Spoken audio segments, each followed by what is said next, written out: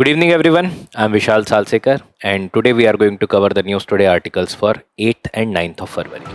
So, in today's News Today discussion, we are going to cover four important articles in detail. The first article is regarding the Prime Minister's official visit to Malaysia. So, whenever any specific constitutional authority is visiting any country, and in order to strengthen the bilateral relations between the country, from the perspective of UPSC, that topic becomes very, very important. And if it is a neighboring country or maybe the country of the extended neighborhood, then it becomes prominently important. So we'll talk about the relation between India and Malaysia and what were the cooperation related deals or the measures that were signed. The next article is regarding the 50 years of the Bonded Labor System Abolition Act. So it has been 50 years since the enactment of the Bonded Labours Related Act, even despite the constitutional provision, since there are certain lacunas that are available with respect to the bonded labor and associated measures. So we will talk about the Bonded Labour Related Act. The next article is regarding the National Quantum Mission. So we will talk about the quantum computing, certain basics about that, because from the perspective of the science and tech, this becomes a very important article. The next article is regarding the integrated farming system. So agriculture is becoming a very important topic from the perspective of UPSC, and the way agriculture is being shaped, the way alternative and the other activities are being incorporated as a part of the agriculture, this integrated farming system becomes very, very important in order to diversify the income for the farmers. So we will talk about this particular article also in detail. Then there is a places in news where we are going to talk about Eritrea. Then there are certain other quick updates. So let's start the discussion with the very first article regarding the Prime Minister's official visit to Malaysia. Now, from the perspective of the UPSC examination, GS paper 2 international relations, it is an important topic, right? And then GS paper 3, since there are going to be the cooperation basically based upon the economic aspects, technological aspects. So from the paper 3 perspective also, the economic development, it is going to be a important article. Now, why we are talking about the India and Malaysia relation? The context is very, very simple, that recently there has been the visit from the side of the Indian Prime Minister to Malaysia, which is strengthening the partnership between India and Malaysia. Now, talking about what are the commitments between these two countries. So the commitment includes the regional stability, because India ka Act East policy and the Malaysia's or the ASEAN's policy with respect to the outlook for the Indo-Pacific region, that is in convergence. And that's why for the regional stability, this is important aspect. Talking about the economic integration, India along with the ASEAN region is having the free trade agreement. So that's why this economic integration is also important, though this particular agreement is right now under review process in order to make it further beneficial for India. Talking about the technological synergy, because these regions are emerging region as far as the technological aspects are concerned, and that's why this particular article need to be discussed. Now, talking about what are the present level of relationship, so it is the comprehensive strategic partnership. Now see, whenever two countries are cooperating, they are increasing their cooperation, let's say maybe in the defense sector, maybe in the strategic sector, maybe the science and tech, innovation and many other sectors. So then there is generally the signing of the strategic partnership. But when the level of cooperation further increases, it sometimes is named as, or the nomenclature talks about the comprehensive or comprehensive strategic, or maybe the comprehensive and other type of partnership, right? So that's why this particular aspect is important. So India is having the comprehensive strategic partnership with Malaysia. Now, talking about what is the present state of relation. So the state of relation can be assessed through the economic cooperation, defense related cooperation, maybe the cultural, maybe the political, maybe other type of cooperation. So talking about the economic aspect, so in that particular context, it is one of the third largest trading partner in ASEAN. So in the context of ASEAN, the Malaysia is the third largest trading partner as far as the India and the ASEAN trade is concerned. Talking about other than this, there is obviously there is an aspect of diaspora, because you know that when the southern dynasties expanded their influence in the Bay of Bengal region as well as the Indian Ocean region, so Southeast Asia also came under the influence. That's why you will be able to observe a lot of diaspora in the region of the Malaysia. So 2.75 million person of Indian origin. This is the person of Indian origin, means those people who are deriving their roots, ancient roots, or since the time period they are residing over there, they are deriving their roots from India. And this is the second largest, it is in the context of the PIO. not the entire diaspora, but when it comes to the overall diaspora, it is roughly the third largest globally. So in the context of PIO, it is the second largest, and in terms of the diaspora, it is the third largest globally. Now, this also brings the cultural cooperation, this also brings the linguistic cooperation, this also brings the other type of cooperation, including the food. So in that particular context, the culture is also one such thing. So when the diaspora is residing, obviously the people are doing or practicing the spiritual aspects. So the temples are available, gurudwaras and the shrines are available in that particular region. And that is also one such factor on which we are building up the partnership.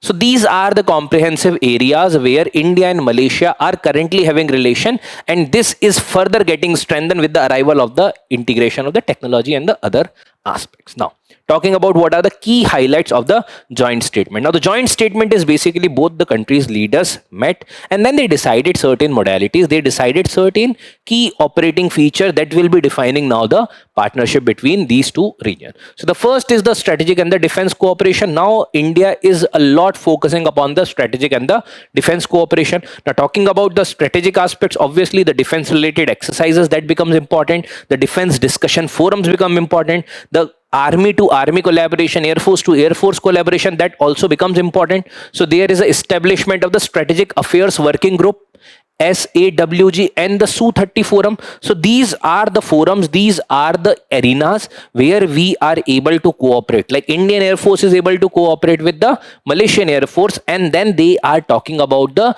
joint dealings. They are going to talk about the joint operations. They are going to talk about the capacity building of each other.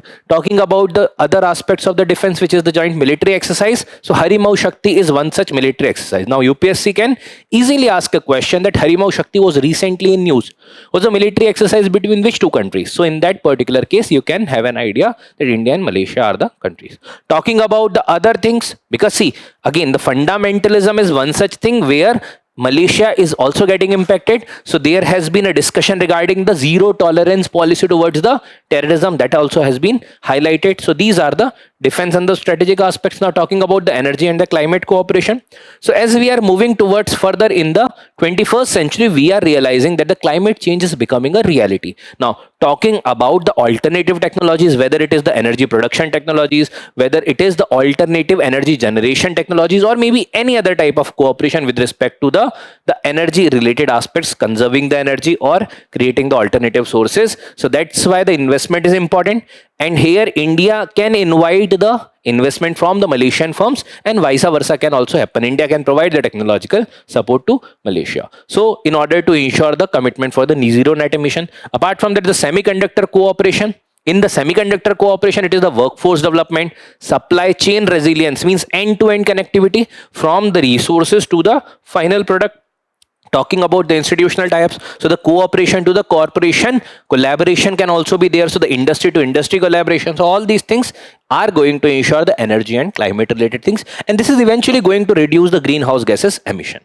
Talking about the trade and investment, so trade and investment is also one such important thing, because as we have seen already that the third largest trade partner, when we talk about the ASEAN countries, it is the Malaysia for the India. So balanced and the diversified trade. ऐसा ना हो कि there is more like taking import from the side of Malaysia, and from the side of India to Malaysia there are no much export. So there has to be the balanced trade, there has to be the diversified trade, right? Apart from that, there are certain priority sectors that are being highlighted. So these sectors include the semiconductor, because this is the one such backbone for the innovation related industries, right? Semiconductor is there. Then the digital economy, which is basically the applied aspects, and that will need certain raw material like the semiconductors. Then there is the local currency settlement. So generally you might be able to see that wherever the prime minister is going, or maybe the delegation from the side of India is going, they are emphasizing upon the local currency trade. Why? Because local currency trade may they can reduce the aspects of the utilization of dollar, and that can bring us more close towards the de-dollarization, right? And that's why the local currency settlements में there is less risk to convert the currency to the dollar. So dollar fluctuation की वजह से whatever issues might be there, these issues can be prevented. Even the framework with respect to the digital public infrastructure has also been discussed regarding UPI also. Talking about the trade, resilient supply chain, investment, advanced manufacturing, these are the other areas. Now other aspects of the highlight include the food security and the agriculture. So there is one such thing which is the oil palm, which is one such major import from the side of Malaysia to India, right? So commitment to ensure a reliable oil palm supplier, because that also becomes the backbone for the oil industry in India. Apart from that, the cooperation in the oil palm value chain means when we are taking the import from there, then how we are going to process that, how we are going to ensure that there is a holistic supply chain downstream one, where the value addition is going to generate the final product and the value added product development. Apart from that, the coalition for the disaster resilient infrastructure, since it is a kind of coastal country and a large amount of the territory of the Malaysia is in the peninsular aspect, and then that is also having and facing the difficulty with respect to the disaster. So the coalition for the disaster resilient infrastructure is going to help Malaysia a lot. Then the regional and multilateral cooperation, so both the countries are thinking that there is a need to revamp the multilateral framework. So there is an issue with respect to the multilateral forums, whether it is the United Nations, whether it is any other type of major forum, right? So the UN reforms, they both are talking about. India's permanent membership to UNSC, both of them are agreeing. Then the ASEAN centrality, because they are talking about that if Indo-Pacific has to success, there is the centrality of the ASEAN that has to be ensured. Apart from that, Indo-Pacific vision for implementing the ASEAN outlook for Indo-Pacific, which is the ASEAN's outlook towards the Indo-Pacific, which keeps ASEAN countries at center, and the Indo-Pacific Ocean Initiative, which is the India's outlook towards the Indo-Pacific. Both are in the convergence. Both keeps the ASEAN countries at the center of the Indo-Pacific. Talking about the reaffirmation of the UN clause, which is the Convention on the Law of the Seas, which defines the sea and the coastal boundary related aspects, and apart from that, freedom of navigation. So these are the comprehensive set of aspects which we are talking about, and the government has also highlighted the cooperation in this particular regard. Now lastly, you can see the location of Malaysia. So you can see the Malayan Peninsula, and this is the location of the Malaysia, which includes this part of the Malayan Peninsula. Then there is the Borneo Island, and here there is the region which is being habitated by the Malaysia. So basically these are the regions where the boundary of the Malaysia is situated in this particular sea. Very important from the perspective of geography and very important from the perspective of the international relation, which is the South China Sea. So this is regarding the India and Malaysia. Next article is regarding the 50 years of the Bonded Labor System Abolition Act of 1976. So this particular act was enacted and now it has completed the 50 years. So there is a need to appraise that whether it has been successful, whether it was able to eradicate the bonded labor, because that is also the constitutional schema. Article 23 also talks about the similar thing. But has that been eradicated? So this is the major question that we are trying to understand over here.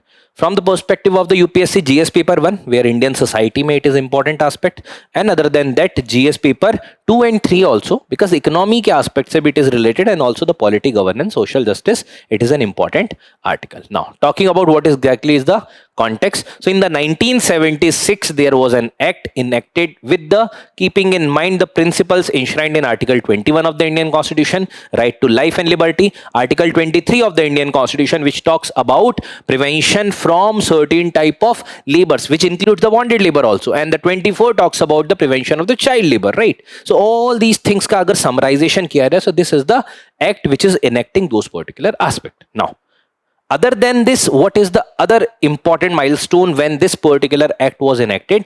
This thing was that it was an important milestone for equality, because see, if you are keep on depriving a section of society from gaining the rightful access of the resources and you are keeping them bonded, obviously it is going to impact the equality related principle, and that's why it is important.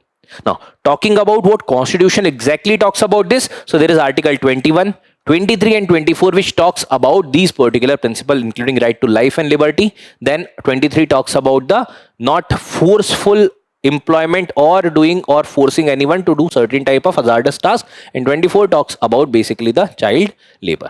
Now there is this particular bonded labor system related abolition act that was there. So this is abolishing the bonded labor in any specific form, and then there are certain other provisions, whether it was the IPC or whether it is the Bharatiya Nyaya Samhita, that talks about, and specifically section 143 talks about penalizing the trafficking and the forced labor, again keeping in mind the Article 23 of the Indian Constitution.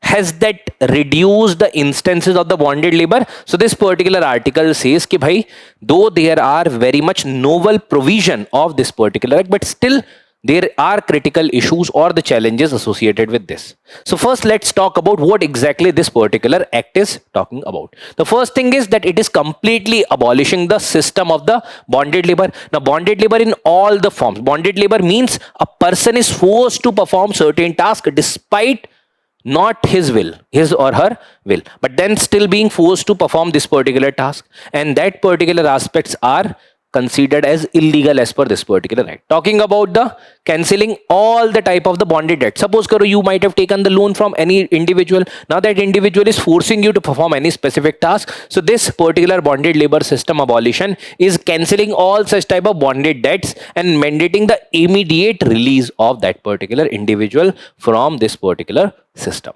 Talking about another thing, which is the protection from eviction. So suppose karo if you are free from that particular bonded labor, but now you are again and you have occupied certain territory, you have taken certain land which you might be habitating before forced to do the bonded labor. Now if you have again reoccupied that particular region, if somebody is doing or evicting you from that particular territory, it is also considered as the illegal. So the protection is being provided by this particular act.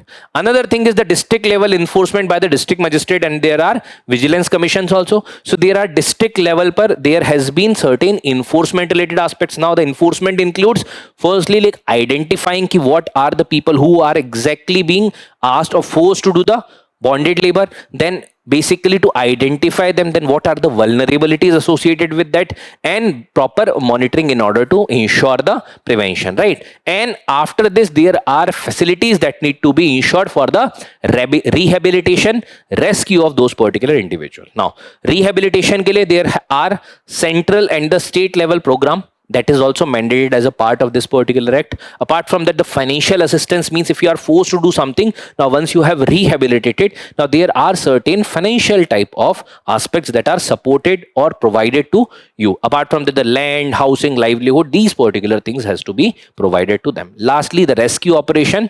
So rescue operation ke liye first you have to have an idea regarding which are the major hotspot. Then once you are doing the rescue, what you will do after that?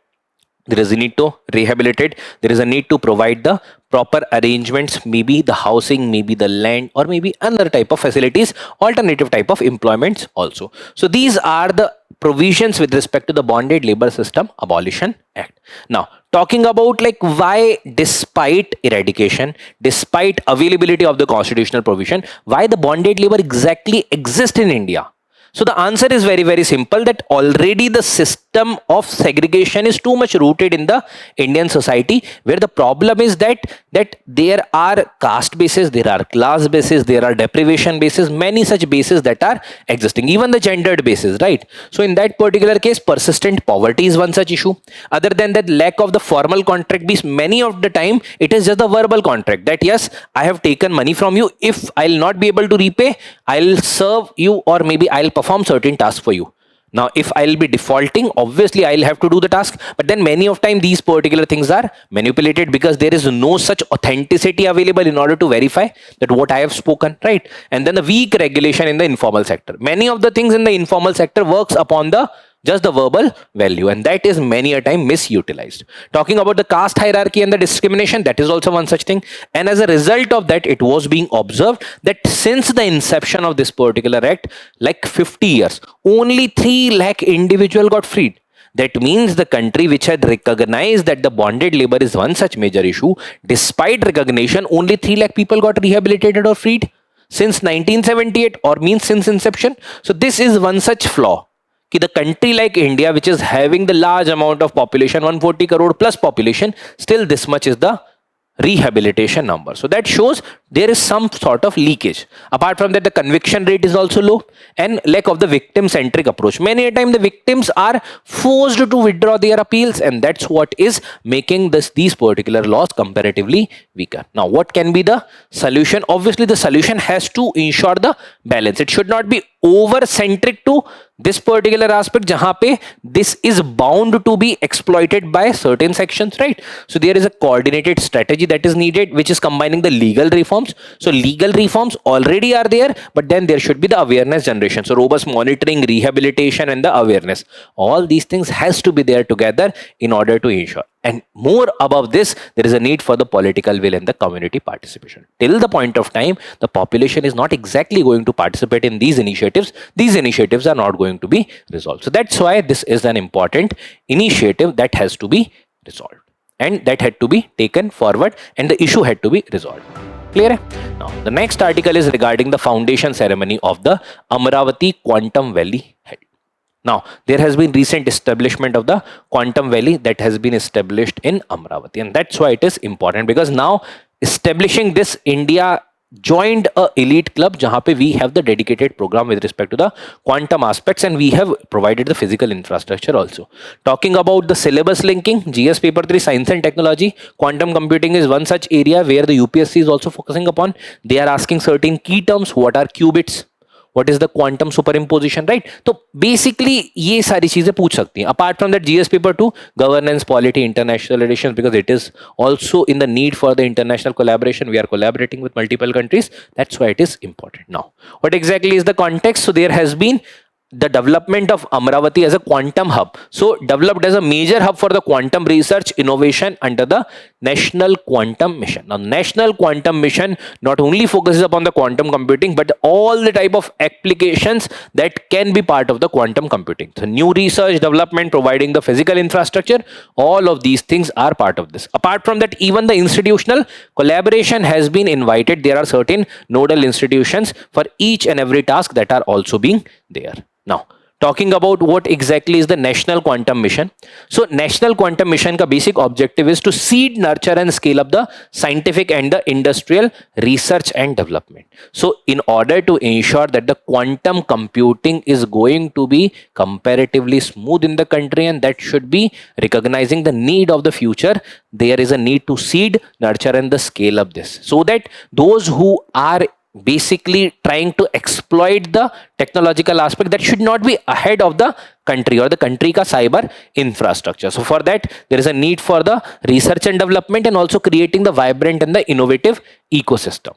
So these are the things which has to be talked about when we are talking about the infrastructure development. Now, all these infrastructure is being developed in the quantum technology. Now, what exactly is quantum technology? So generally, when you talk about the conventional computing aspect, so in that the computing is being done generally in the binary manner. So 0 and 1. Now, in the case of the quantum computing, it is utilizing the qubits, which is basically the intermediate stage between the 0 and 1, and the transition is smooth, and that's why based upon that it is not using the binary bits like 0 1, but it is using the qubits. And this particular mission is now talking about providing the practical application to those particular qubits. So from the theory, now it is being implemented practically. Talking about the budgetary allocation, not that important, but just have an idea regarding the magnitude. So it is roughly 6,000 crore 2023-24 se leke 30-31 tak ke liye. Next aspect is, now, what are the quantum domains? What are the thematic hubs with respect to this? So first is the quantum computing. It is led by the IISc Bangalore,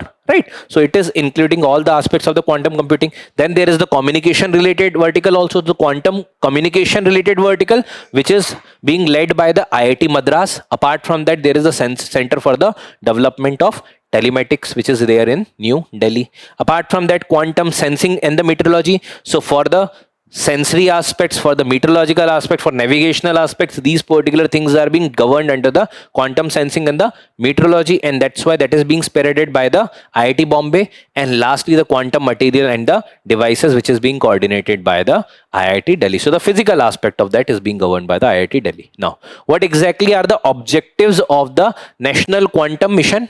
So objective include, first is that whatever we have till now discussed in the theory, now there is a need to ensure the practical development. So in that, developing the intermediate scale quantum computer. So see, again, it's not that easy to develop the quantum computer because the compute capability is so fast, and that's why there is going to be the intermediate scale quantum computer initially, which will be having roughly 20 to 50 physical qubits, and gradually we will be increasing the speed, because see, for higher compute speed you will need the more number of physical qubits. So right now we are going to target for 20 to 50 physical qubits within 3 years, and then roughly till 1000 within 8 years का time period. So that is going to increase the speed of compute at multifold. Talking about the quantum communication, so obviously when we are going to ensure that there should be the secure communication, because a lot of information, and right now you are seeing that a lot of revelations that are there that can highlight a lot of data can be available and accessed, and that's why the quantum communication can ensure the encryption, and the satellite based secure communication can be ensured through this. So there is a quantum key distribution which will be ensuring that it should not be broken by, or there should not be any type of hacking in this particular quantum data. So based on the secure communication, and then the intercity quantum key distribution network, all these are based upon this. Apart from that, advanced sensing and the metrology, so basically high sensitivity, then magnetometers, atomic clocks. Apart from that, the navigational aspects that can be developed through this, and lastly synthesizing the next generation materials also. So in order to develop these entire infrastructure, you will need the next generation materials. For example, superconductors will be needed. For example, the topological materials will be needed for fabricating the qubits. So this will need the specific type of material also. All these things are being talked about when we are creating the physical infrastructure for the quantum computing. Now, talking about the significance, obviously simultaneously we have to some extent talked about this, but now why it is necessary? Because first thing is that the data is very vulnerable to breach, and the data is like the new gold. So basically we have to ensure that the data should be prevented from any type of breach, and the confidential data should be remaining confidential, right? And that's why the facilitating unhackable quantum encryption and the quantum key distribution, so that will ensure authenticity, and then only there should be decryption. Otherwise the data should remain in the encrypted format. Talking about the global standing, so obviously when we are talking about that the quantum mission जो है India का, that particular mission is one such unique mission which is putting India at a global high position or in the elite club. So that gives India a recognition that India is an emerging technological hub.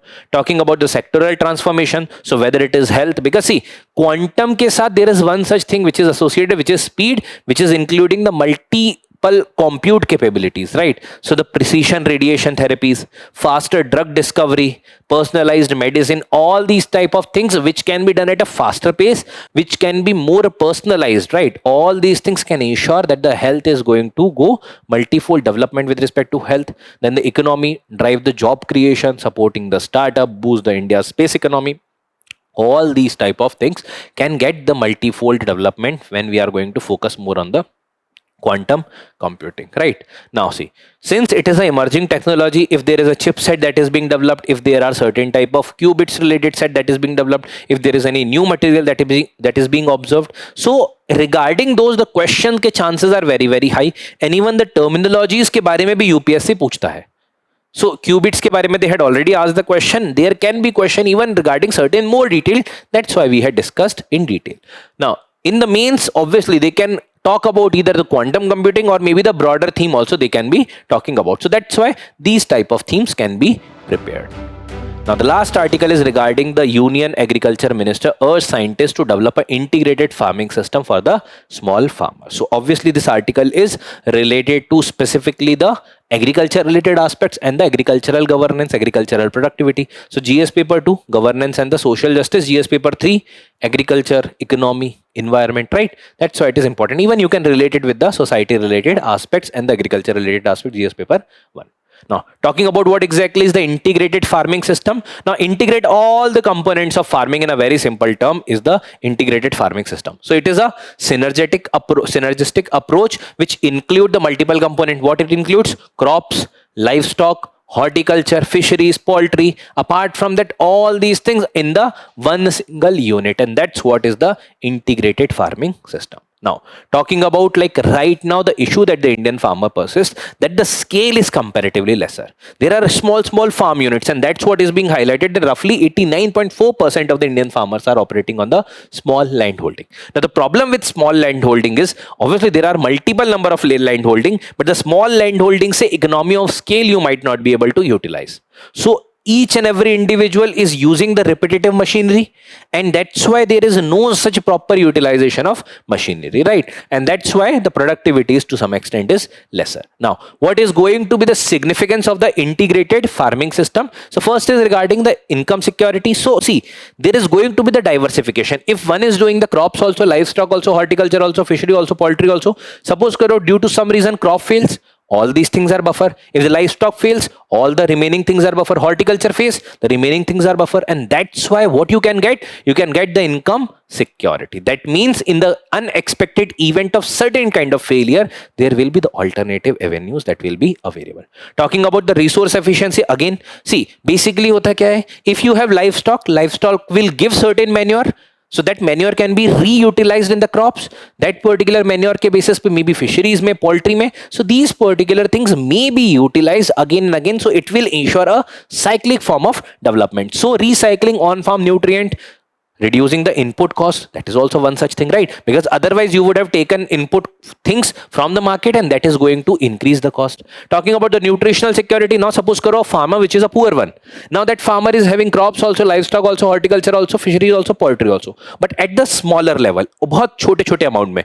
Now don't you think so the diet is going to be diversified? He or she is not only remaining or living on the crops, there is livestock also, there will be the horticulture also, the protein nutrient, the vitamins, the other type of macro and the micronutrient that will be easily available. So the diversified diet is going to be there, balanced diet, and this is going to reduce the cases of stunting and the wasting. Lastly, the ecological diversity. So enhancing the biodiversity through the scientific cropping. So there may be crop rotation, maybe simultaneously the intercropping may be there. So multiple new avenues can be unfolded if these type of integrated farming system is going to be adopted. So these are going to be the benefits, ecological diversity and all these are going to be the benefits of the integrated farming system.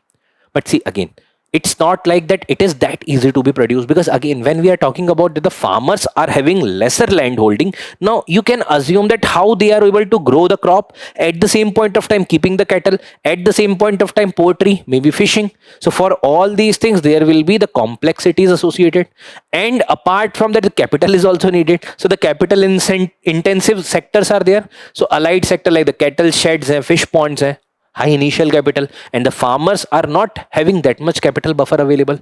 Talking about the knowledge gap, obviously in order to have the maximum yield available from whether it is horticulture, whether it is the livestock, whether it is from poultry, you need the knowledge. If the farmer is not that much aware, then how all these things will be able to manage? And that is again going to reducing the utilization of the capital, because capital may be applied but then the return is not going to be that much.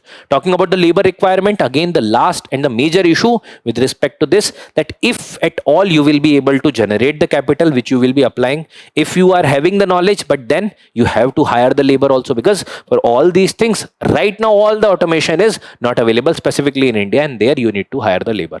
So the labor cost is also one such thing which is preventing the development of this type of system.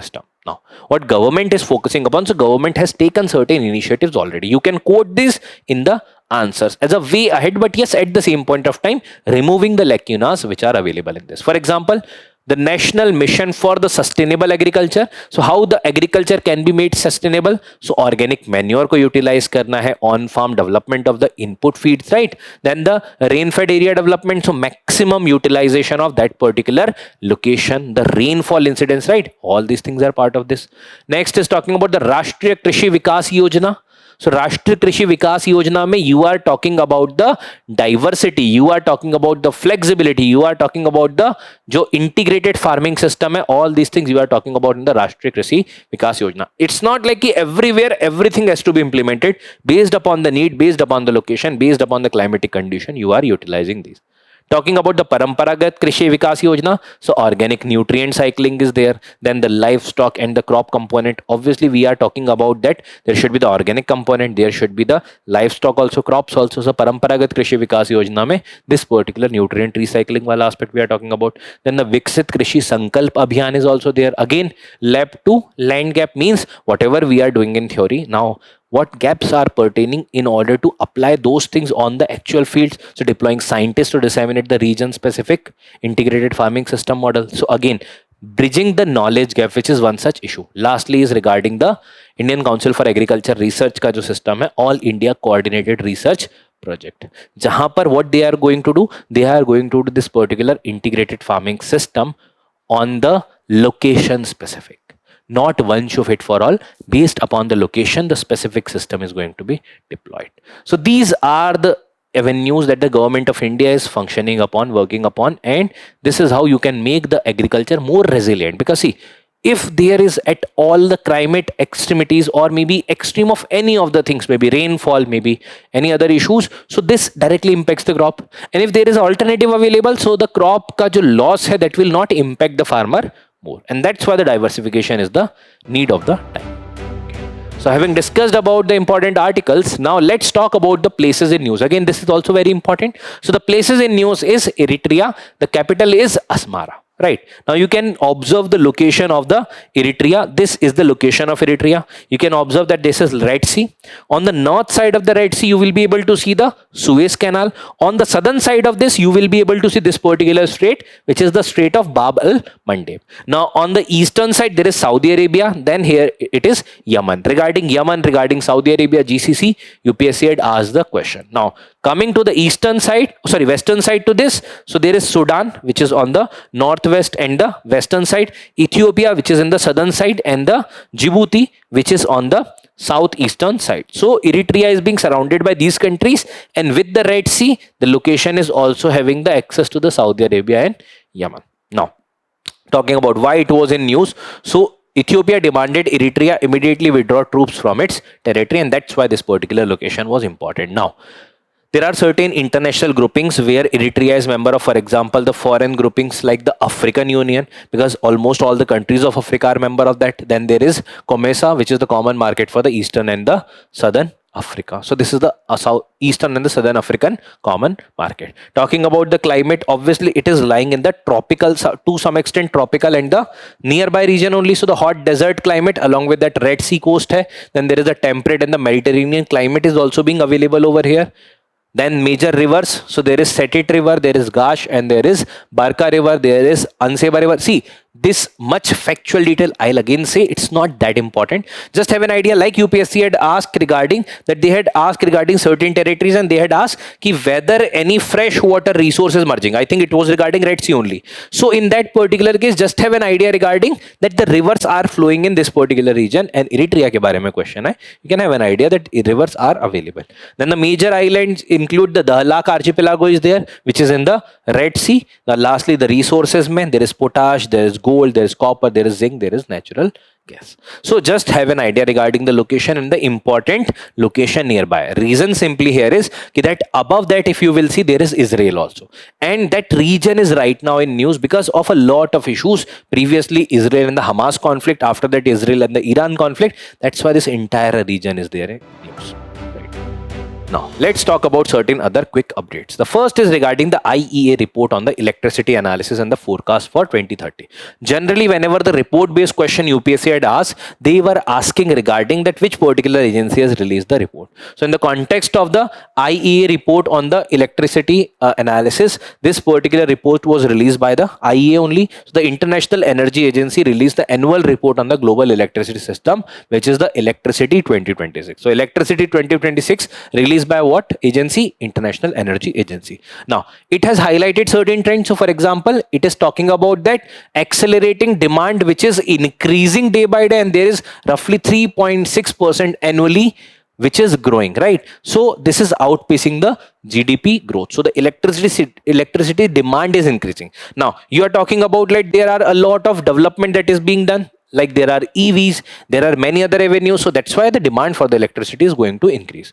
Now clean supply dominance, again, the way you are producing electricity conventionally, maybe through coal, maybe through the natural gases and all, right? Now there is development of the more and more clean resources, maybe the alternative energy resources, the nuclear energy, right? So these resources are set to meet the additional demand. That means there will be additional generation of electricity from the alternative resources, and it is highlighting that roughly half of the global energy generation will be by the low emission resources, renewable one and the other resources also. Emission play too. So it is also highlighting, since we are going to talk about that half of the energy generation will be by the alternative energy resources by 2030. That means the emission is also going to be play to it, right? There will be maximum of the carbon dioxide emission, and then it will be roughly settled, right? So this is regarding the International Energy Agency related report. Next is regarding the CAR T cell. Now, science and tech question again, UPSC keeps on focusing. So, new study that had shown the gentler way to recover the lab-grown T cell without damaging them. So, basically, the CAR T cell therapy is a prominent therapy in order to treat the cancer, and that's why there may be a question regarding which particular disease is associated with this, or the treatment of which particular disease. So, the white blood cells, these particular T cells are the white blood cells that detect the infections and the abnormalities. Because see, when the cancerous cells are getting developed, that is also developed due to the abnormalities. So it is being seen and observed by the T cells. Now, what this particular therapy does, it basically kill the disease cell or the directly or activate the immune cells. So either you can directly kill those particular cells or activate the immune system of the body against those cells, so that the body's immune system is going to prevent you from getting impacted by that particular disease. Now, what this therapy is doing, CAR T cell therapy is doing, it is making the, or it is doing the things through the precision, which is very, very important. So the targeted intervention are very, very important. Now, what this particular therapy is doing, first, you are collecting the T cell. Suppose one is getting cancer or the similar kind of traits, you will extract the T cells. Now you will be genetically modifying that in the lab, and then in order to carry the chimeric antigen receptor CARs, and then it will be acting as a precision tool which will be attacking on the cancerous cells, and eventually these T cells are going to recognize the cancer cell, and then they will be fighting with the cancer cell. So this is a complicated process, but just from the perspective of UPSC, just have an idea regarding which particular disease treatment is associated with this. Next is regarding the Sahyog portal. So recently the Delhi High Court said that the safe harbor जो avenue available करवाया गया, what avenue is already available for the intermediaries, means the platforms like the social media platforms under the section 79 of the IT Act, that does not shield the platform to participate in the Sahyog portal. Now see, Sahyog portal is important because this particular portal is collaborating between the intermediaries and the other stakeholders in order to deal with the issues of the cyber related frauds, crimes, and many other things, right? So section 79 grants the immunity to the digital platforms from the liability of the third party. Like suppose if you are putting any content on the platform, it is your responsibility, not the platforms. Now the portal is created for the effective framework and ecosystem for the prevention. Means first the portal should prevent. अगर नहीं prevent कर पा रहा है तो detect, like flag that particular thing, helping in investigation and the prosecution for the cyber crime. Because if there are things that are being done through that portal is acting as a facilitator, so there should be certain responsibilities. Now, ministry associated with this is the Ministry of Home Affairs. Lastly, talking about what is the utility of this portal. So it is automating the process of sending the notices to the responsible person, even to the intermediaries. Then the facilitating the removal or disabling the access to the information, means any available information can be prevented to be accessed. Then bringing together all the authorized agencies and the intermediaries on the one platform, so that ऐसा ना हो कि every step पे you have to go to different agencies and then you have to seek the justice. So there will be all the responsible people, all the stakeholders on the single platform. Next is regarding the space situational awareness. Means what exactly is going on in the space, what is exactly going on in the satellite, whether any satellite is doing the spying activity, whether there is any satellite doing any other type of mischievous activities, or maybe any of the defense satellite, or maybe the potential impact on the satellite because of anything. All these things comes under the avenue of the space situational awareness. So Indian aerospace firm hai, there is the firm known as the Azista, which is successfully demonstrated the in-orbit snooping or the space watch. So that means observing the orbit, that if there are any type of harmful things or if there are any type of issues associated with that. So it is capturing the images of the International Space Station, right? Now, what it is doing, it is providing the monitoring, tracking, and the prediction of the man-made satellite, then the space debris, natural objects, so that if suppose tomorrow, because of let's say any satellite, maybe man-made or maybe natural, if there is going to be any impact on the major satellite, so there may be maneuvering with that satellite, and that type of impact can be prevented. Now it is ensuring the safety and the sustainability of the space activities, providing the potential preventing the potential collision and avoiding the avoiding that particular collision and enabling the maneuvers also. Now, ISRO had already taken certain initiative. For example, there is a project known as Netra, which is the network for the space object tracking and analysis. Apart from that, IS4OM, which is the space situational awareness control center, right, which is already there. So ISRO is also functioning through this, but now there has been inclusion of the private sector firms also in this, private public sector firms, right? They have also part of this. Next is the ethylene glycol. So the Tamil Nadu government has issued a notice to the batch of the almond kit syrup found adulterated with the ethylene glycol. So basically, what exactly is ethylene glycol? That may be an important aspect. So it is a colorless, odorless, sweet tasting, and also the water soluble organic compound, and that's why sometimes it is being utilized in certain drinks. Now it is used as antifreeze and the coolant in the automotive and the industries. So antifreeze means it prevents the liquid to get freeze. Apart from that, the ingredient in the hydraulic fluids may be used hota hai, then the printing inks, then the paint solvents, so that they do not get freeze, right? Apart from that, reagent in the making polyesters, then the explosives, synthetic waxes. So it is having the diversified utilization. So ethylene glycol utilized in these things, these are certain application. Apart from that, these are the traits or the attribute. Now it is highly poisonous and potentially fatal. So that's why if in, let's say, if in any type of syrup, if it is being administered to the individual or maybe the child, in that case it is going to be very, very fatal. And that's why there has been a issue or notice that has been issued against the almond kit syrup that was found with this. Next is regarding the phases of matter. So the study that scientists have observed that there are certain phase transition related aspects. So a reversible phase transition from the superfluid to super solid for the first time. Superfluid kya hote hain? Those type of material which are showing zero resistance. That means they flow continuously. The viscosity is not there. Basically they flow like the air, and they do not have any type of friction. And the super solid, which shows the characteristic feature of the superfluid also, and at the same time solid, right? So this particular reversible phase transition is for the first time that is being observed, and that can be utilized again in the ensuring the quantum phase transition. So that will ensure a lot of development in future. New states of matter mil sakte hain, advanced computing with respect to advanced quantum material sciences, right? So all these things can be discovered. Now because of this, the state of matter, obviously you have to have an idea regarding this. So there are 4 states: solid, liquid, gas and plasma as of now, but there may be multiple other state of matter that can be observed.